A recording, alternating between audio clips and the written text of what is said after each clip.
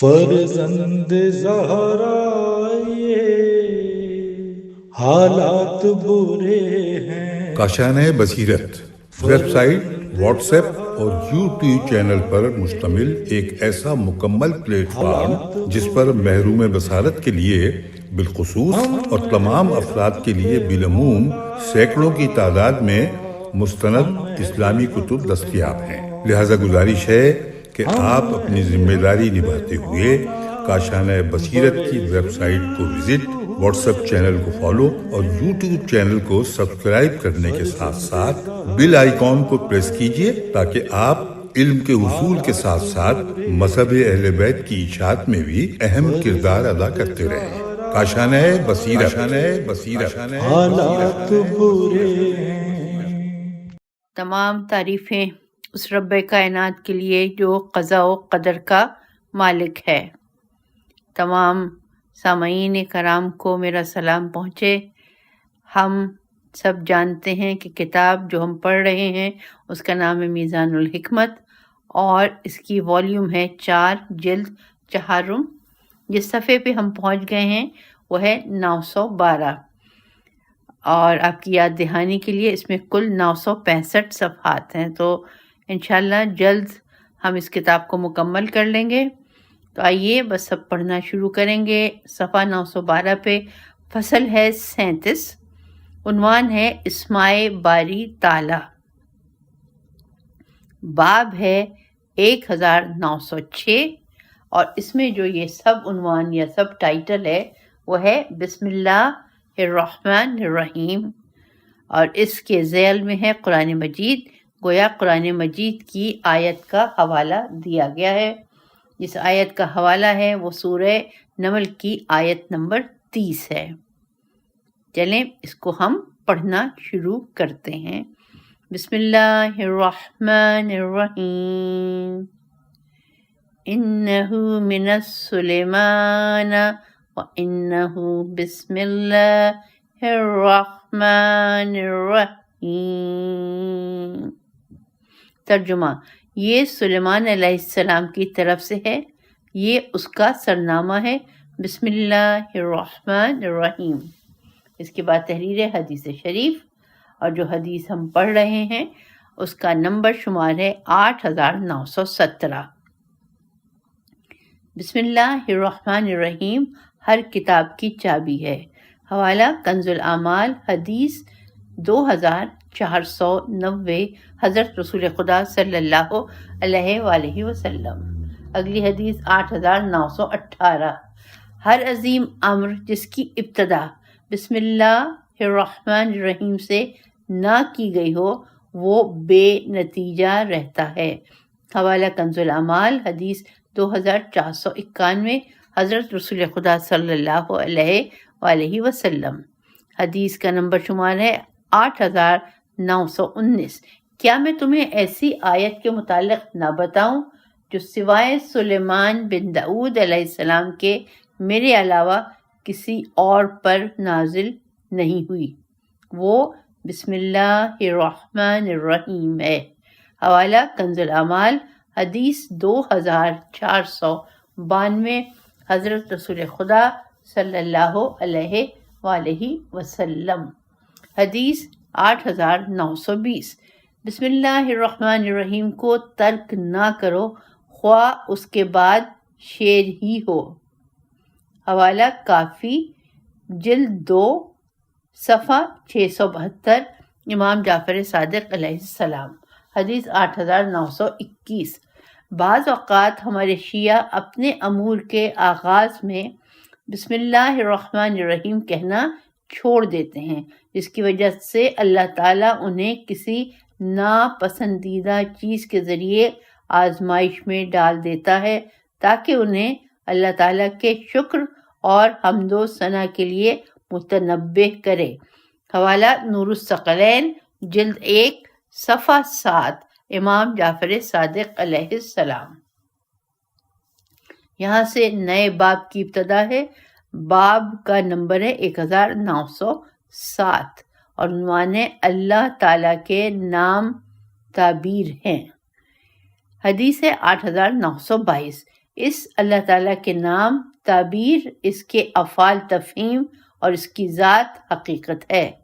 حوالہ توحید صدوق صفحہ 36 حضرت علی علیہ السلام، حدیث 8923۔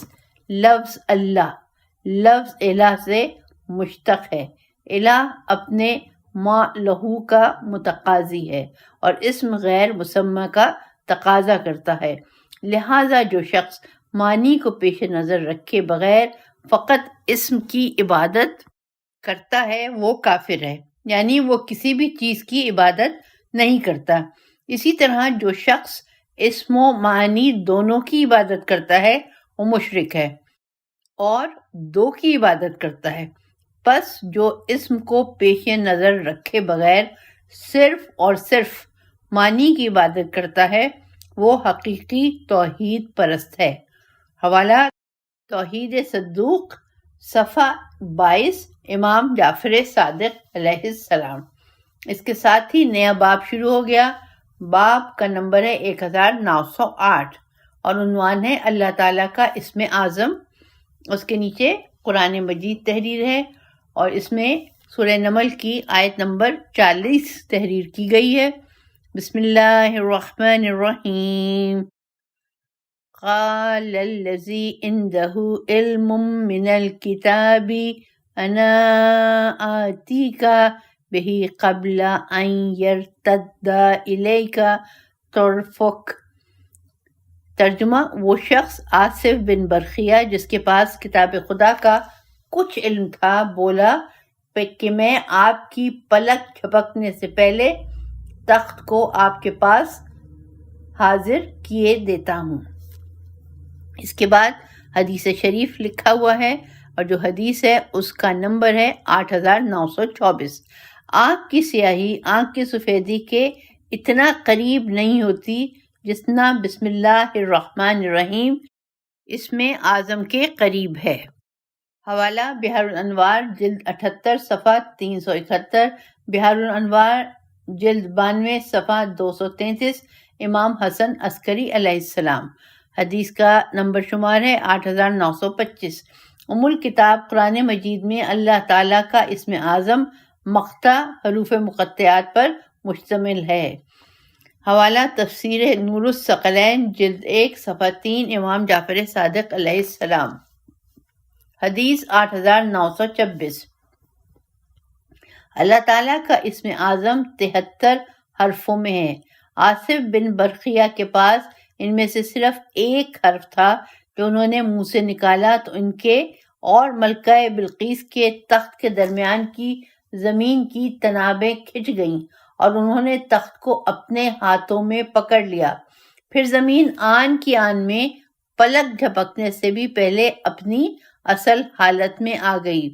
ہمارے اہل بیت علیہ السلام کے پاس اس کے 72 حروف ہیں اور ایک حرف اللہ تعالیٰ کے پاس ہے جس کی بنا پر علم غیب کو اس نے اپنی ذات کے لیے پسند فرمایا اور اپنے ہی پاس رکھا ہے۔ بس ہر قسم کی قوت و طاقت صرف اسی کے پاس ہے۔ حوالہ بحار الانوار جلد 14 صفحہ 113، کافی جلد 4 صفحہ 210، امام محمد باقر علیہ السلام۔ حدیث 8927۔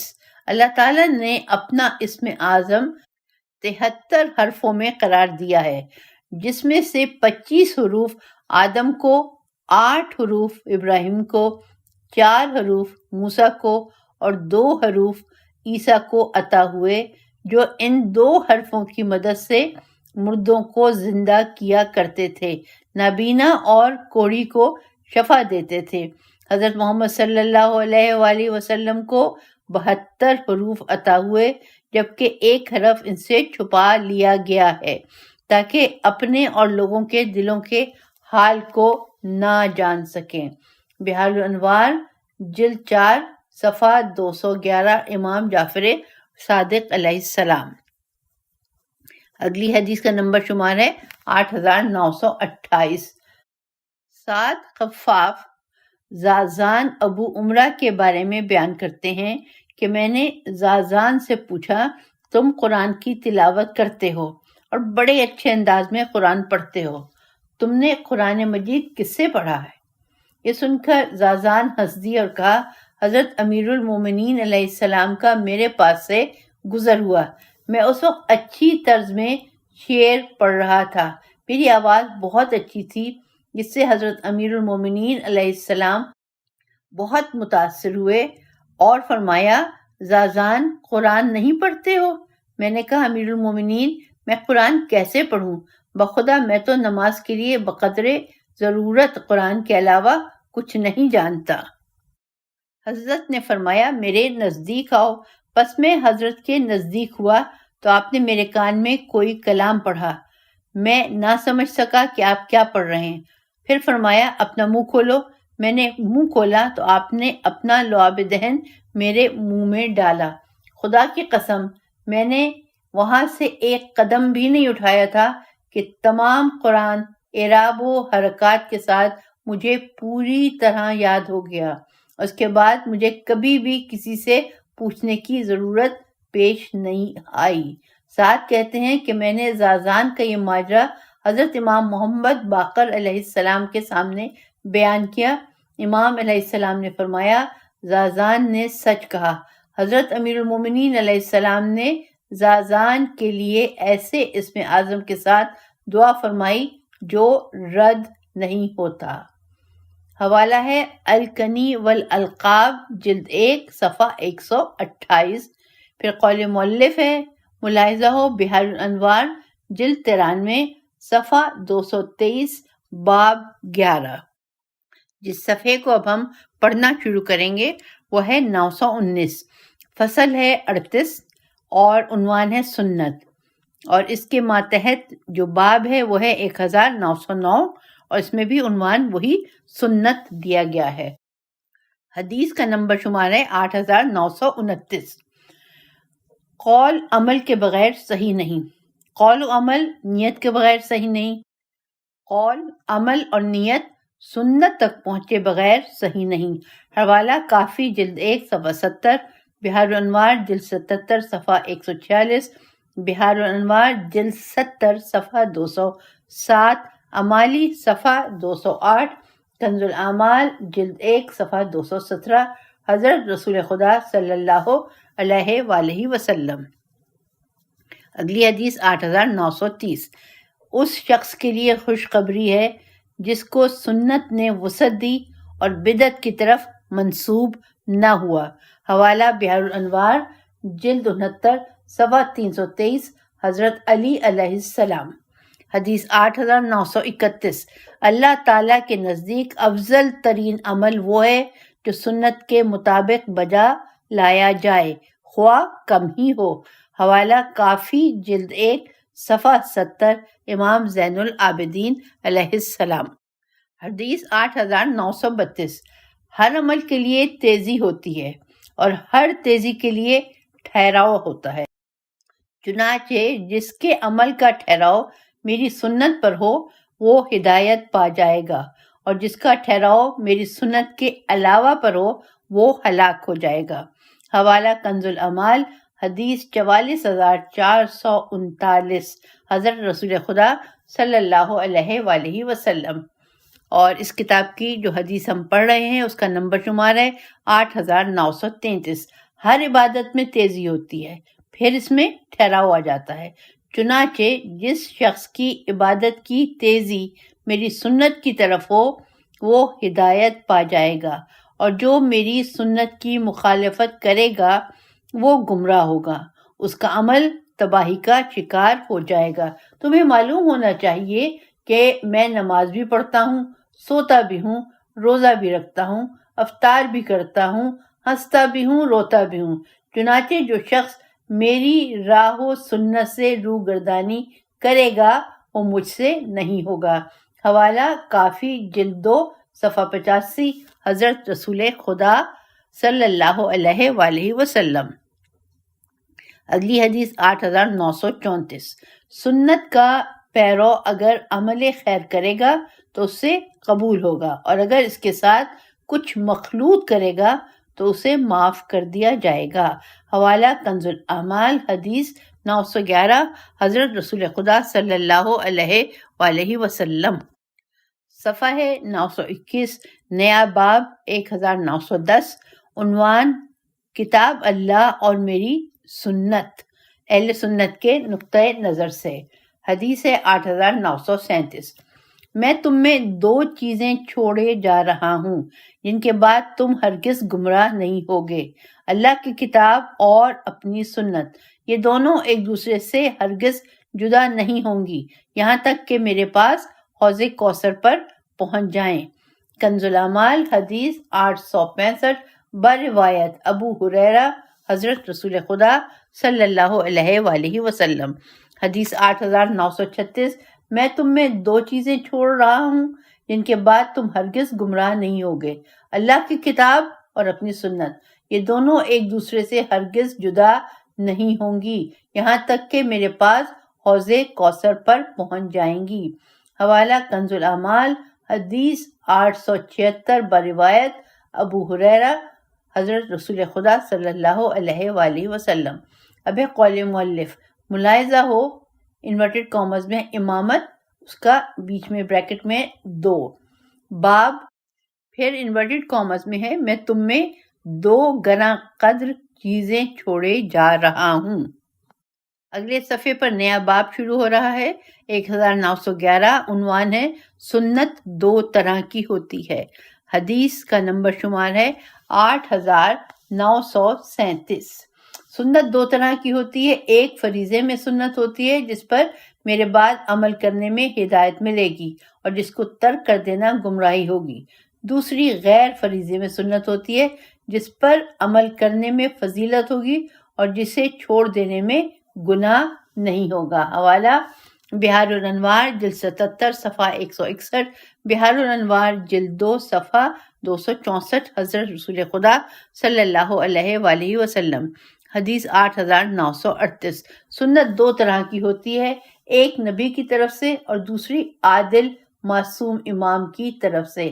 حوالہ کنز الاعمال جلد 1 صفحہ 180، حضرت رسول خدا صلی اللہ علیہ وآلہ وسلم۔ اس کے بعد نیا باب شروع ہے، 1912، عنوان کسی کام کی بنیاد رکھنا۔ حدیث کا نمبر شمار 8939۔ جو شخص کسی ایسے نیک کام کی بنیاد رکھ دیتا ہے جس پر اس کے مرنے کے بعد بھی عمل ہوتا ہے تو اس کے لیے اپنا اجر بھی ہوگا اور ان لوگوں کے اجر جتنا بھی جو عمل کریں گے وہ ان کے اجر سے کچھ کم بھی نہیں ہوگا۔ اسی طرح جو شخص کسی ایسے برے کام کی بنیاد رکھ دیتا ہے جس پر اس کے مرنے کے بعد بھی عمل ہوتا رہتا ہے تو اس کے لیے اپنا وبال بھی ہوگا اور ان لوگوں کے وبال جتنا وبال بھی جو وہ عمل کریں گے اور ان کے وبال سے کچھ بھی کم نہیں ہوگا۔ حوالہ کنز الاعمال حدیث 43,077، 43,078 اور 43,079، حضرت رسول خدا صلی اللہ علیہ وآلہ وسلم۔ اس کے بعد اگلی حدیث 8,940، اللہ کے بندوں میں جو بندہ کسی ہدایت کے کام کی بنیاد رکھ دیتا ہے تو اس کے لیے ان لوگوں جتنا اجر ہوگا جو اس پر عمل کریں گے اور ان کے اجر میں کوئی چیز بھی کم نہیں ہوگی۔ اسی طرح اللہ کے بندوں میں جو بندہ کسی گمراہی کے کام کی بنیاد رکھ دیتا ہے تو اس کے لیے ان لوگوں جتنا وبال ہوگا جو اس پر عمل کریں گے اور ان کے وبال میں سے کچھ بھی کم نہیں ہوگا۔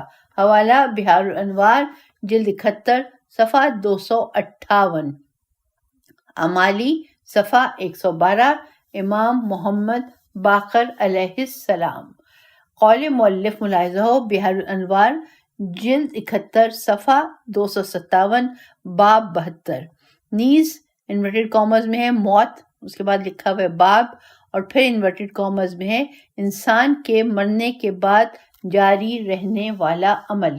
اس کے ساتھ ہی اگلا باب شروع ہو رہا ہے، 1913، عنوان جو کسی سنت کی پابندی اختیار کر لے۔ حدیث 4941، جو مومن اپنے آپ کو کسی اچھے طریقے یا نیک کام پر کاربند کر لے اور پھر اس اچھے کام یا نیک طریقے کے درمیان کوئی چیز حائل ہو جائے اور اسے انجام دینے سے روک دے تو اللہ تبارک و تعالیٰ اس کے لیے رہتی دنیا تک اس پر کاربن رہنے کا ثواب لکھ دے گا۔ حوالہ بحار الانوار جلد 71 صفحہ 261 امام جعفر صادق علیہ السلام۔ اس کے نیچے قول مؤلف ملاحظہ ہو نیت، پھر ہے باب، اور باب کے حوالے سے لکھا ہوا ہے نیک نیت بھی 2 عملوں میں سے ایک عمل ہے۔ صفحہ 925 نیا باب 1914 عنوان کسی اچھی سنت کو توڑنا، حدیث کا نمبر شمار 8942۔ حضرت امیر المومنین علیہ السلام کی اس دستاویز سے اقتباس جو آپ نے مالک اشتر کے نام تحریر فرمائی جب آپ نے انہیں مصر کا حاکم مقرر فرمایا۔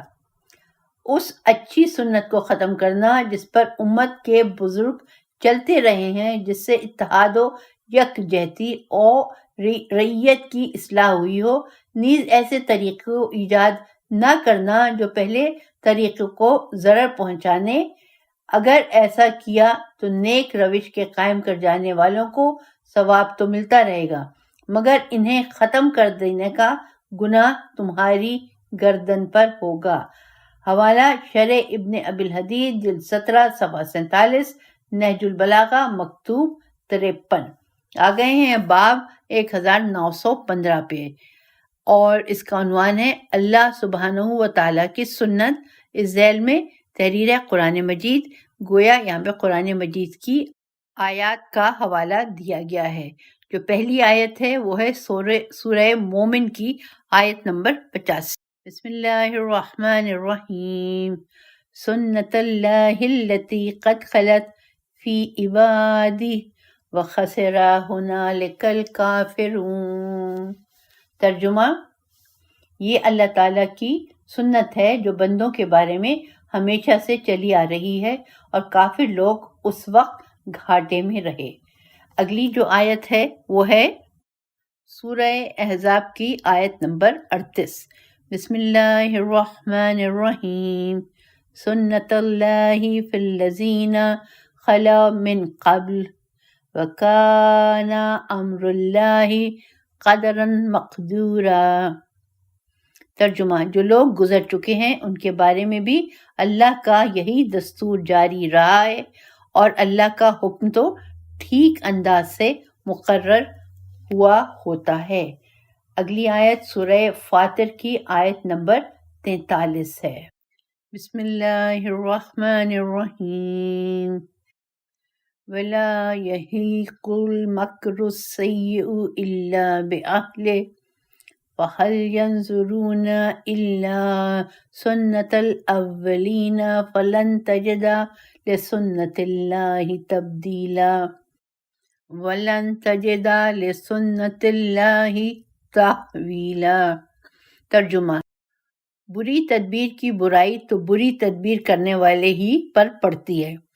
یہ لوگ تو بس اگلے لوگوں کے برتاؤ کے منتظر ہیں۔ تم اللہ کے دستور میں کبھی تبدیلی نہ پاؤ گے، نہ ہی اللہ کی سنت میں کوئی تغیر و تبدل پاؤ گے۔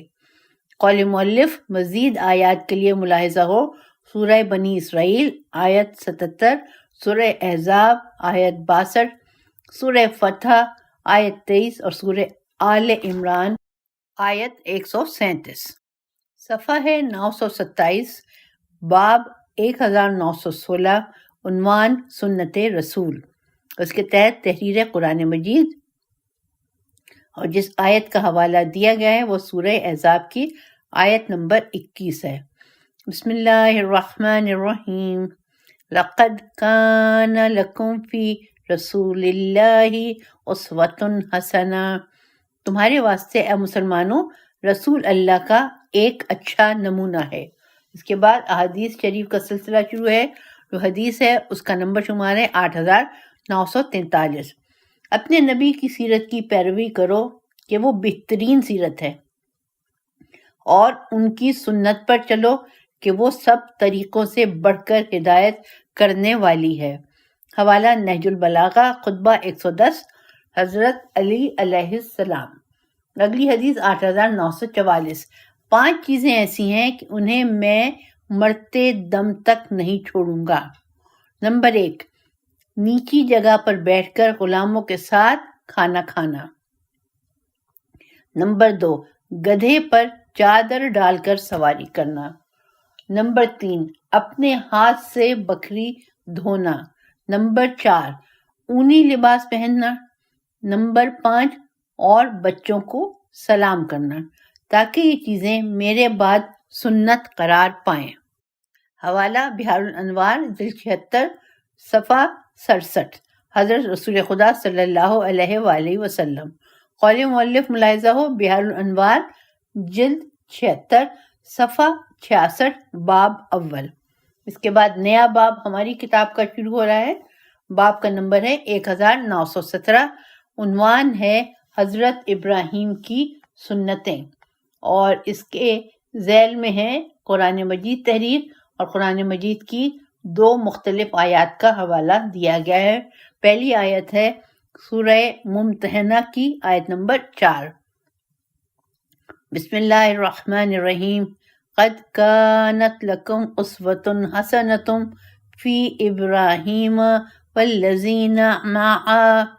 ترجمہ: مسلمانوں، تمہارے واسطے تو ابراہیم اور ان کے ساتھیوں کا اچھا نمونہ موجود ہے۔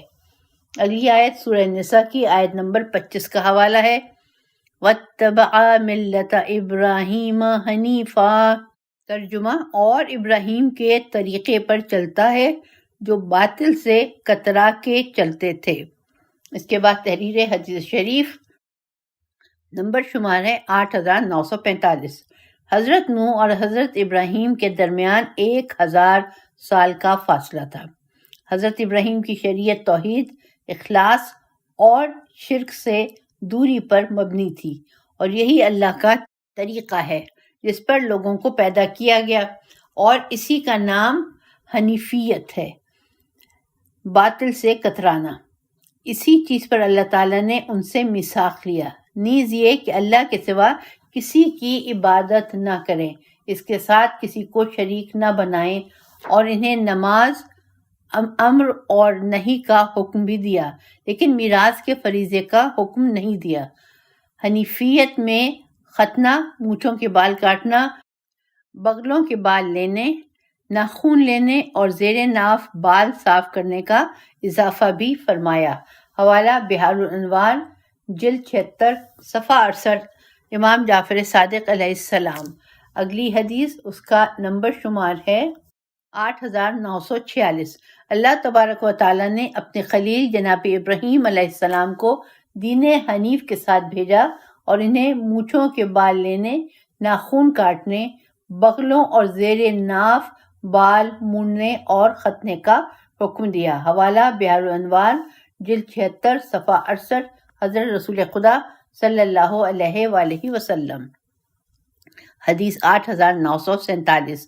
5 چیزیں سر میں سنت ہیں اور 5 جسم میں، چنانچہ جو چیزیں سر میں سنت ہیں وہ یہ ہیں: مسواک کرنا، مونچھوں کے بال لینا، سر کے بالوں میں مانگ نکالنا، کلی کرنا، ناک میں پانی ڈالنا۔ جو چیزیں جسم میں سنت ہیں وہ یہ ہیں: نمبر 1، ختنہ کرانا۔ نمبر 2، زیر ناف بالوں کا لینا۔ نمبر 3، بغلوں کے بال لینا۔ نمبر 4، ناخن کاٹنا۔ نمبر 5، استنجا کرنا۔ حوالہ بحار الانوار جلد 76 صفحہ 67، امام مسیح کاظم علیہ السلام۔ حدیث 8948۔ دین حنیف کی سنتیں جن کا اللہ تعالیٰ نے اپنے پیغمبر حضرت محمد صلی اللہ علیہ وآلہ وسلم کو حکم دیا ہے کہ حضرت ابراہیم کی ملت کی پیروی کرو جو باطل سے کترا کے چلتے تھے۔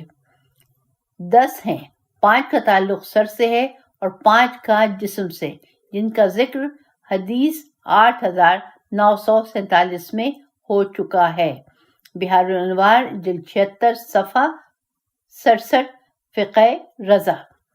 اس کے نیچے لکھا ہوا ہے قول مؤلف، ملاحظہ ہو بحار الانوار جلد 76 صفحہ 67، باب 2، نیز دین، باب دین حنیف۔ صفحہ 931، باب 1918، عنوان سابقین کی سنت۔ قرآن مجید کی آیات قرآنی تحریر ہیں۔ پہلی جو آیت ہے وہ سورہ انفال کی آیت نمبر 38 ہے، اس کا یہ کچھ حصہ یہاں پہ تحریر کیا گیا ہے۔ بسم اللہ الرحمن الرحیم۔ وَأَن يَعُودُوا فَقَدْ مَضَّتْ سُنَّتُ الْأَوَّلِينَ۔ ترجمہ، اور اگر وہ پھر کہیں پلٹے تو یقیناً گزشتہ لوگوں کے طریقے گزر چکے ہیں۔ دوسری آیت جو تحریر ہے وہ سورہ حجر کی آیت نمبر 13 ہے۔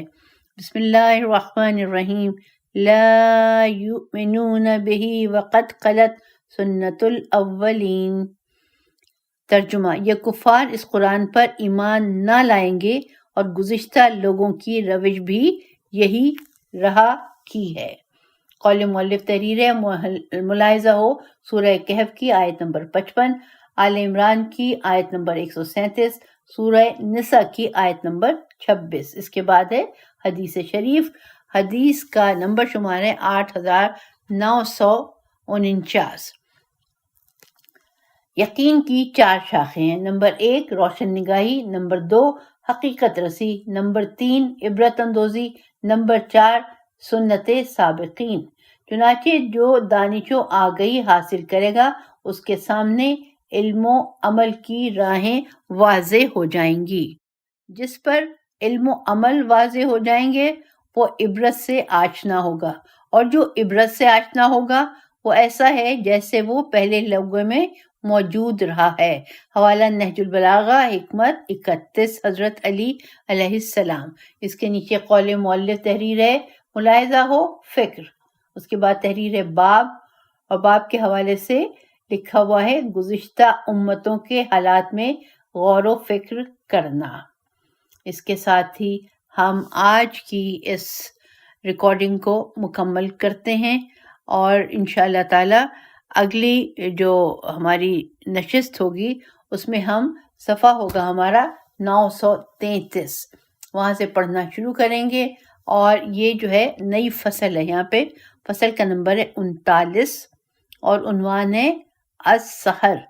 یہ کس طرح سے لکھا ہوا ہے؟ الف لام سین کے اوپر تشدید ہے، پھر ہے 2 چشمی ہے اور رے، اور بریکٹ میں لکھا ہوا ہے شب بیداری۔